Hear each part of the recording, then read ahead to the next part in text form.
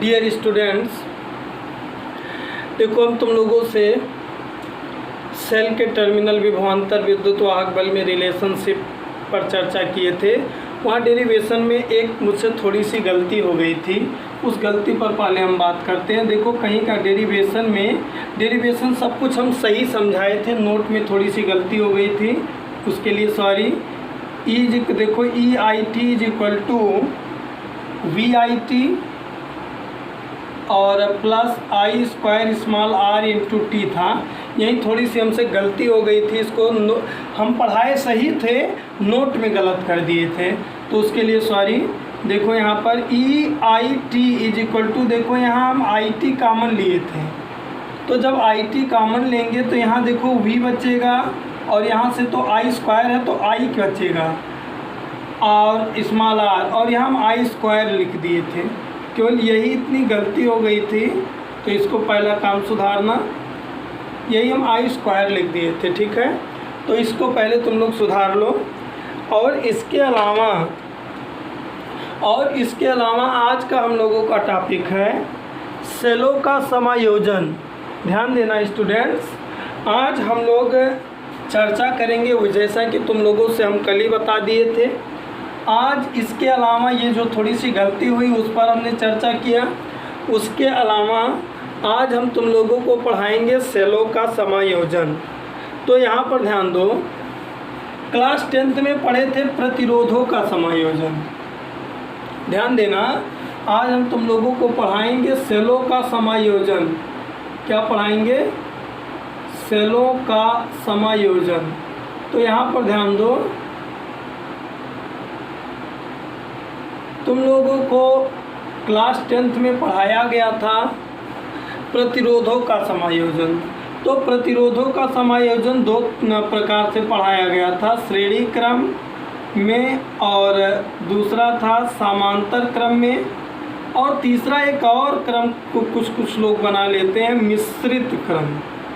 कौन सा क्रम? मिश्रित क्रम, ठीक है। तो इसी तरीके से ध्यान देना, जैसे प्रतिरोधों का समायोजन 3 प्रकार से होता है, उसी तरीके से सेलों का भी समायोजन 3 प्रकार से होता है, श्रेणी क्रम, समांतर क्रम और मिश्रित क्रम।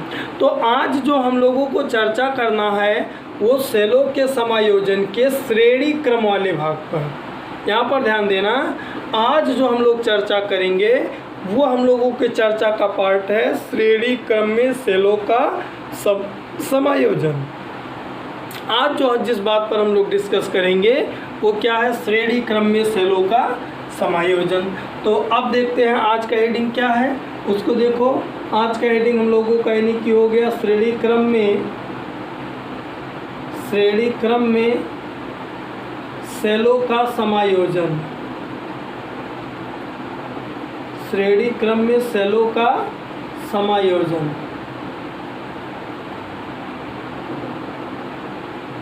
अब देखो श्रेणी क्रम में सेलों का समायोजन कैसे किया जाता है, इसको पहले ध्यान से देख लो। और एक चीज़ ध्यान देना, नोट हम पूरा उपलब्ध कराएंगे, कॉपी पेन की कोई आवश्यकता नहीं है। पूरे वीडियो को केवल सही से समझने का प्रयास करो, वीडियो के एंड में नोट जरूर मिलेगा। तो देखो श्रेणी क्रम में क्या करते हैं, देखो पहला नंबर तो ये सेल है। सेल का प्रतीक हम तुम लोगों को पहले ही बता चुके हैं कि जैसे देखो सेल का प्रतीक क्या होता है, ये इसका पॉजिटिव टर्मिनल, ये इसका निगेटिव टर्मिनल, ये इसका प्रतिरोध है, यही विद्युत वाहक बल E है। मान लिया ये सेल है जिसका विद्युत वाहक बल E1 और प्रतिरोध R1 है, ठीक है। मेरे पास ऐसे कोई एक और सेल है, इसका विद्युत वाहक बल E2, आंतरिक प्रतिरोध R2 है। ऐसे मेरे पास N सेल मौजूद है, ऐसे ही मेरे पास N सेल मौजूद है। ये E3 R3 है। हमने कहा ऐसे ही मेरे पास कितने सेल मौजूद हैं? N सेल मौजूद हैं। यदि इन सभी सेलों को हम तुमसे कहा दे श्रेणी क्रम में जोड़ दो, तो देखो कैसे जोड़ोगे। इसी देखो जोड़ने का श्रेणी क्रम में तरीका क्या होता है। पहले एक सेल लोगे, मान लो हमने E1 विद्युत वाहक बल वाला, हमने E1 विद्युत वाहक बल और R1 आंतरिक प्रतिरोध वाला एक सेल ले लिया।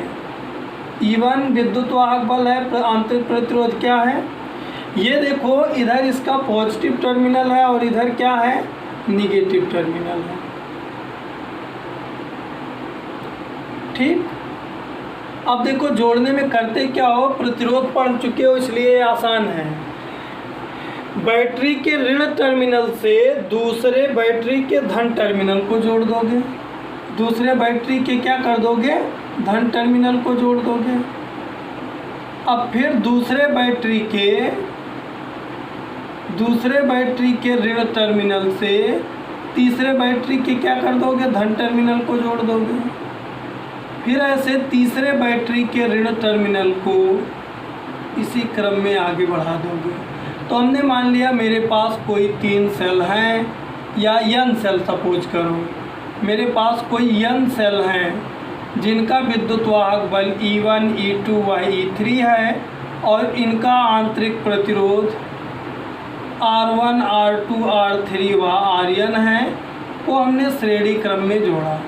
तो श्रेणी क्रम में जोड़ने का मतलब ये सीरीज प्राप्त होगा। दूसरा, अच्छा एक और टॉपिक समझ लो, ये तो समझ में आ गया। अब इसकी सहायता से हमने क्या किया, एक लोड प्रतिरोध में, कैपिटल R इसको बोलते हैं लोड प्रतिरोध। क्या बोलते हैं, लोड प्रतिरोध। लोड प्रतिरोध में हमने धारा भेजना शुरू किया। ठीक है, तो मान लो इससे I एम्पियर की धारा जा रही है।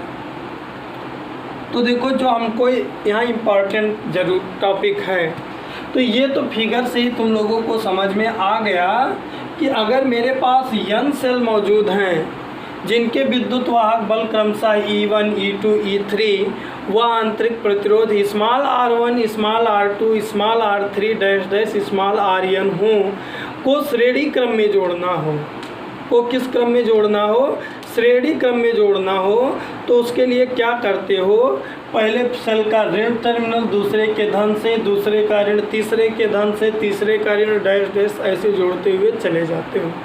मान लिया इस समायोजन से हम एक लोड प्रतिरोध R में धारा प्रवाहित कर रहे हैं। तो अब यहाँ पर ध्यान दो, हम श्रेणी क्रम में सेलों को कब जोड़ते हैं, ये यहीं सीख लो। जब हमको किसी परिपथ में प्रबल धारा की आवश्यकता होती है, तब हम 2 या 2 से अधिक सेलों को श्रेणी क्रम में जोड़ लेते हैं। क्या करते हैं, प्रबल धारा लेनी होती है तो हम क्या करते हैं, सेलों को श्रेणी क्रम में क्या कर लेते हैं, जोड़ लेते हैं। देखो अभी लास्ट में हम यहाँ पर सीधा तुम लोगों को लिखवा दिए हैं, जोड़कर प्रबल वैद्युत धारा प्रवाहित कराते हैं।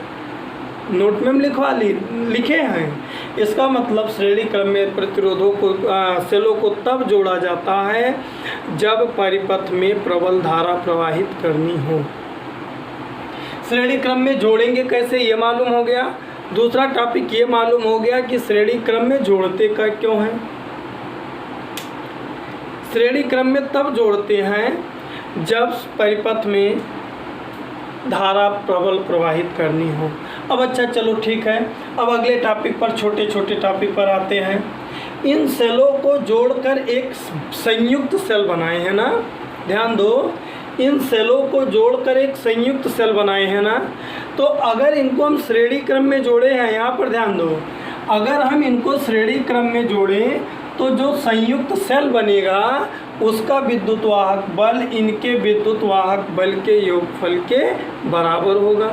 तो यहाँ पर देखो संयुक्त सेल का विद्युत वाहक बल E क्या होगा, सभी सेलों के विद्युत वाहक बलों को जोड़ लें, E1 plus E2 plus E3 dash dash En। इसी तरीके से संयुक्त सेल का आंतरिक प्रतिरोध जोड़ दो, संयुक्त सेल का आंतरिक प्रतिरोध। ये देखो सभी सेल किस क्रम में जुड़े हैं, श्रेणी क्रम में, तो इनका प्रतिरोध भी किस क्रम में होगा, श्रेणी क्रम में। श्रेणी क्रम का फार्मूला लगा दो, R1 plus R2 plus R3 dash dash RN। इसका मतलब जो ये सेल श्रेणी क्रम में जोड़कर हम संयुक्त सेल बनाए हैं उसका विद्युत वाहक बल E1 plus E2 plus E3 dash dash EN होगा, और जो संयुक्त सेल का आंतरिक प्रतिरोध होगा वो R1 plus R2 plus R3 dash dash RN होगा। अब आगे देखो, इतना कर लेने के बाद परिपथ में बहने वाली धारा निकाल दो। तो देखो अब एक और, ये संयुक्त सेल का है ना प्रतिरोध, तो अब परिपथ में कुल प्रतिरोध अगर निकाले तो देखो परिपथ में कुल प्रतिरोध, परिपथ में क्या कुल प्रतिरोध, तो देखो इसको R डैश कर लो। परिपथ में कुल प्रतिरोध कितना होगा, देखो ये इतना जुड़कर क्या है R1 R डैश है, और देखो यहाँ भी एक लोड प्रतिरोध R जुटा है, ये भी इसके किस क्रम में है, श्रेणी क्रम में। तो श्रेणी क्रम में है तो कुल प्रतिरोध R डैश और ये प्लस क्या हो जाएगा, R हो जाएगा। अब देखो 3 स्टेप आ गया तुम्हारा कंप्लीट। तुम्हारे इस सेलों को जोड़ने से जो संयुक्त सेल बना है उसका विद्युत वाहक बल E1 plus E2 plus E3 dash dash EN है। इन सेलों का कुल आंतरिक प्रतिरोध R1 plus R2 plus R3 dash dash RN है, और इस पूरे निकाय का, पूरे परिपथ का प्रतिरोध कितना है, R dash plus capital R। तो सेल द्वारा परिपथ में बहने वाली धारा, तो सेल द्वारा परिपथ में बहने वाली धारा I इज इक्वल टू होगा E बाई R, या ऐसे कहें सेल द्वारा कुल बहने वाली धारा बराबर होगा संयुक्त सेल का विद्युत वाहक बल, या ऐसे लिखो E बाई R, ये सबसे अच्छा है। E बाई R का मतलब, अब यहाँ पर देखो इस E बाई R का लिखने का तरीका मेरा थोड़ा सा गलत है। देखो संयुक्त सेल द्वारा बहने परिपथ में बहने वाली कुल धारा I is equal to E by R। R लिखे ना तो हम इस R से इस लोड प्रतिरोध को कर दिए हैं। परिपथ R का मतलब कुल प्रतिरोध, कुल प्रतिरोध कितना है, R dash plus small r, तो यहाँ R डैश और जोड़ दें। अब देखो सेलों का कुल विद्युत वाहक बल क्या है, E1 plus E2 plus E3 dash dash E1। तो E के जगह पर हम क्या लिख सकते हैं, E1 plus E2 plus E3 dash dash क्या EN। और देखो R प्लस R डैश की जगह पर small r1 plus small r2 plus small r3 dash dash RN। ये तो जब श्रेणी क्रम में सेल जुटे हुए हों तो सेलों के द्वारा परिपथ में बहने वाली धारा का क्या है, समीकरण है। कब, जब सेल किस क्रम में जुड़े हुए हों, श्रेणी क्रम में जुड़े हुए हों।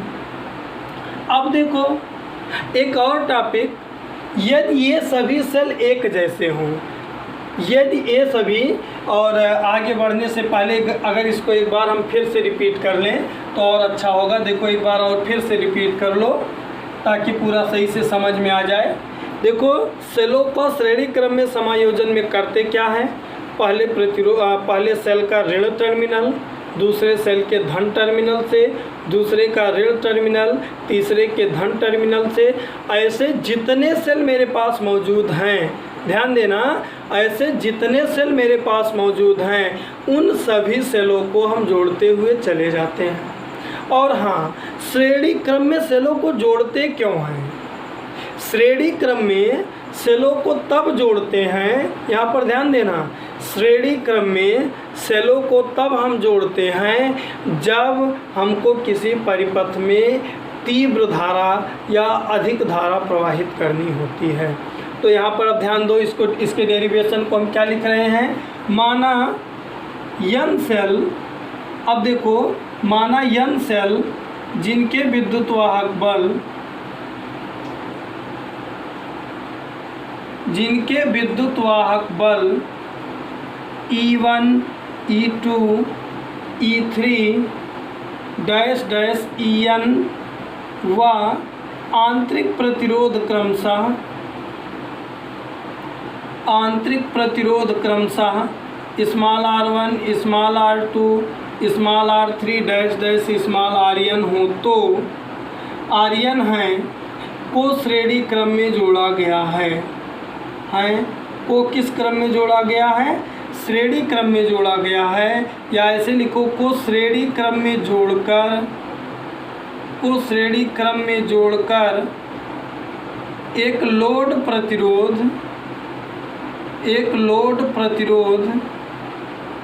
कैपिटल R में धारा प्रवाहित की जाती है। तो ये पूरा काम क्लियर कर दिया। देखो ये इतना लाइन अगर तुम लिख दिए ना तो ये सारी चीज़ें बता दिया। हमने क्या किया है, E1, E2, E3 विद्युत वाहक बल जिनके आंतरिक प्रतिरोध क्रमशः R1, R2, R3 dash dash Rn है, ऐसे n सेलों को हमने एक श्रेणी क्रम में जोड़कर एक लोड प्रतिरोध में धारा प्रवाहित करना शुरू किया। तो इन सेलों के समायोजन से जो संयुक्त सेल बनेगा, उस संयुक्त सेल का विद्युत वाहक बल क्या होगा? E is equal to E1 plus E2 plus E3 dash dash क्या होगा? En होगा। ऐसा इसलिए क्योंकि ये सभी सेल किस क्रम में जुड़े हुए हैं? श्रेणी क्रम में जुड़े हैं। इसी तरीके से संयुक्त सेल का कुल प्रतिरोध निकाल दो। तो देखो चूंकि ये सभी सेल श्रेणी क्रम में जुड़े हैं तो संयुक्त सेल का आंतरिक प्रतिरोध R डैश इन सभी सेलों के आंतरिक प्रतिरोधों के योगफल के बराबर होगा, अर्थात R1 plus R2 plus R3 dash dash Rn। अब हम कह रहे हैं जो ये कम्बिनेशन बन रहा है, इस कम्बिनेशन से लोड प्रतिरोध में धारा प्रवाहित कर रहे हैं, तो धारा I is equal to E by R होता है। R का मतलब कुल प्रतिरोध। तो देखो ये तो सेल का प्रतिरोध है और एक लोड प्रतिरोध R इसी में श्रेणी क्रम में जुड़ा है। तो हम यहाँ पर लिखें यदि लोड प्रतिरोध कैपिटल R हो तो कुल परिपथ का कुल प्रतिरोध बराबर क्या होगा? परिपथ का कुल प्रतिरोध क्या होगा? कुल प्रतिरोध बराबर होगा R डैश और प्लस ये जो है, इसका मतलब कुल प्रतिरोध भी आ गया। तो परिपथ में बहने वाली धारा बहुत आसानी से निकाल दोगे। तो परिपथ में बहने वाली धारा क्या होगी? तो परिपथ में बहने वाली धारा I is equal to formula होता है E बाई R। R का मतलब कुल प्रतिरोध है R dash plus capital R dash. E का मान देखो कितना है? E1 plus E2 plus E3 dash dash En, हमने इसका मान रख दिया। और बाई R डैश का मान कितना है? R1 plus R2 plus R3 dash dash Rn। या तो जब सेलों को तुम श्रेणी क्रम में जोड़ दोगे तो उनके समायोजन से परिपथ में बहने वाली धारा होगी। लेकिन एक कदम और आगे चलो, अगर वो देखो जो सेल जोड़े थे ना, सब सेल एक जैसे हों, सब सेल क्या हैं? एक जैसे हैं। अगर वो सब सेल जो जोड़े थे एक जैसे हैं तो उसका विद्युत वाहक बल और आंतरिक प्रतिरोध क्या होगा? समान होगा। तो एक डेरिवेशन में और पार्ट बढ़ा लो, यदि सभी सेल एक जैसे हों, यदि सभी सेल एक जैसे हों तो E1 बराबर E2 बराबर E3 बराबर डैश डैश बराबर E और R1 बराबर R2 बराबर R3 बराबर डैश डैश डैश बराबर R। इसका मतलब सभी का एक जैसा होगा। तो एक चीज़ देखो अगर E प्लस E करें तो क्या आएगा? 2E आएगा। अगर प्लस ई करें तो क्या आएगा, 3e आएगा। अगर प्लस ई करें तो 4e आएगा। ऐसे अगर n बार e लिखा हो, n बार, तो n आएगा। तो देखो अगर ये रूल लगाएं तो E1 प्लस ये क्या हो जाएगा, I = E प्लस, सब की जगह पर जब E हो जाएगा E plus E dash dash E by capital R, इसकी जगह पर small r plus small r dash dash small r। तो जब n बार जोड़ेंगे तो n होगा और नीचे क्या होगा, nr होगा। यदि सभी सेल एक जैसे हों तो अब ये फार्मूला आएगा। अब हम इसका तुम लोगों को नोट उपलब्ध करा दे रहे हैं। इसके बाद अब हम तुम लोगों को कल पढ़ाएंगे समांतर क्रम में सेलों का समायोजन। ये रहा तुम लोगों का नोट। देखो सेलों का समायोजन, देखो यहाँ पर हम समझाए हैं कि सेलों का समायोजन 3 प्रकार से, श्रेणी क्रम, समांतर क्रम और मिश्रित क्रम। इसके बाद देखो श्रेणी क्रम के समायोजन का पूरा डिटेल, श्रेणी क्रम के समायोजन का पूरा डिटेल। अब ये तुम लोगों के श्रेणी क्रम का पूरा नोट है, इसको देख डालो। ये श्रेणी क्रम के तुम्हारे पूरा टोटल नोट है, देख लो फिर से एक बार। ये पूरा श्रेणी क्रम के तुम्हारे नोट हैं। और अब इस तरीके से तुम लोगों को कल हम सेलों का समायोजन समांतर क्रम में पढ़ाएंगे और समांतर क्रम वाला ही सबसे ज़्यादा इम्पॉर्टेंट होगा। इस तरीके से अब पढ़ो। अब हम तुम लोगों को कल मिलेंगे।